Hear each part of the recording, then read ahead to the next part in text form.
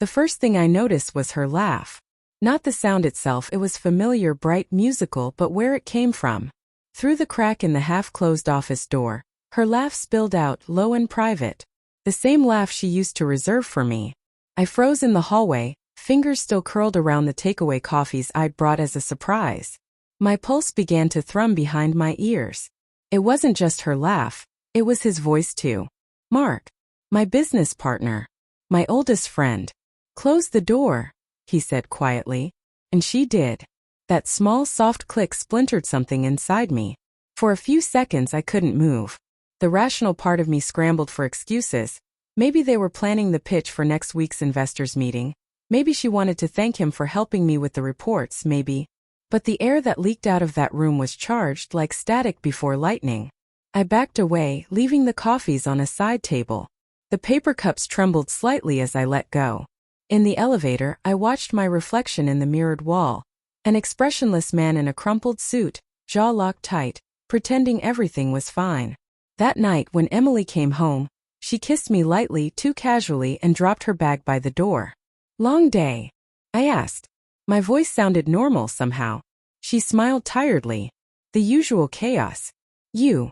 I forced a laugh. Same. Mark's driving me crazy with the new investor deck.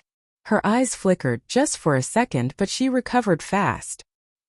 He's always been a perfectionist. That flicker was all it took. My heart didn't stop beating after that. It marched. Steady, deliberate, cruel. For a week I tried to pretend nothing was wrong. I convinced myself I was paranoid, jealous, insecure. I told myself that love wasn't built on suspicion. That real trust meant believing even when you had reasons not to. But the signs grew louder. The late-night strategy calls. The way her phone tilted ever so slightly away when she texted. The perfume that clung to her when she came home after working late. Every instinct screamed, but I silenced it, because to listen would mean tearing my life apart. The breaking point came on a Thursday.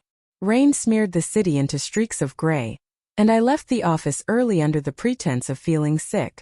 Her car was parked outside Mark's apartment building.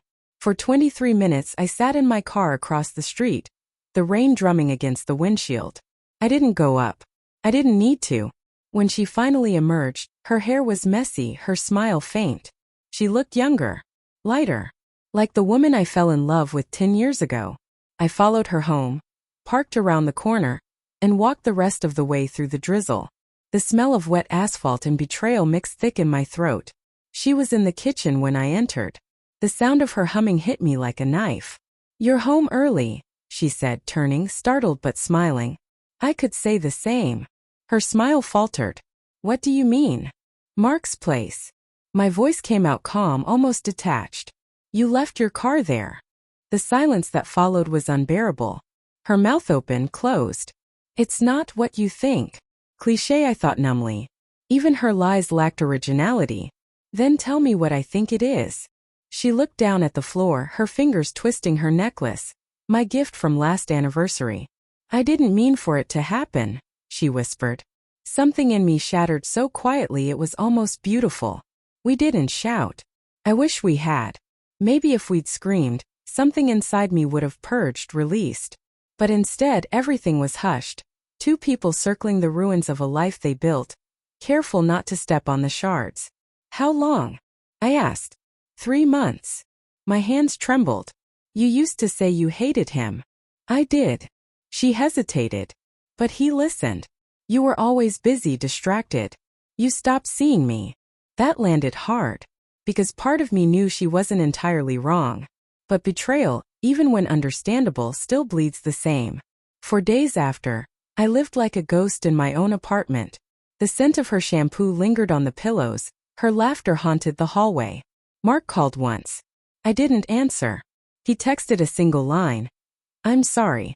I never meant to hurt you. As if meaning could erase what he'd done. I considered confronting him, breaking something, screaming. But the anger curdled into something colder. A need for clarity. So I invited him for a business chat.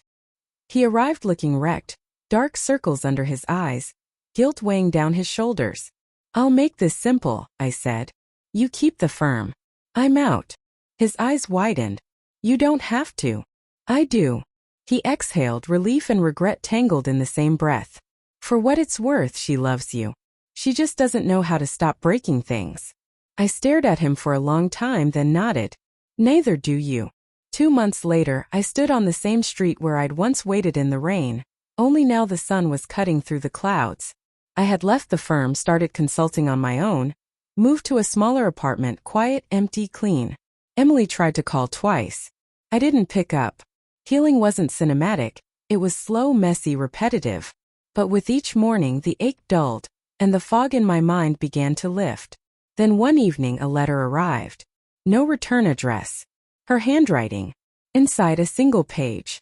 You once said trust is something you choose every day. I chose wrong. But I hope you know your faith changed me, even if I broke it. I folded it carefully, set it on the table, and stared out the window. Some wounds don't close, they transform. And in their place you find something harder, clearer. Like glass that's been through fire. I trusted completely and I was deceived. But somehow, through the wreckage, I found something that neither of them could give me. Myself.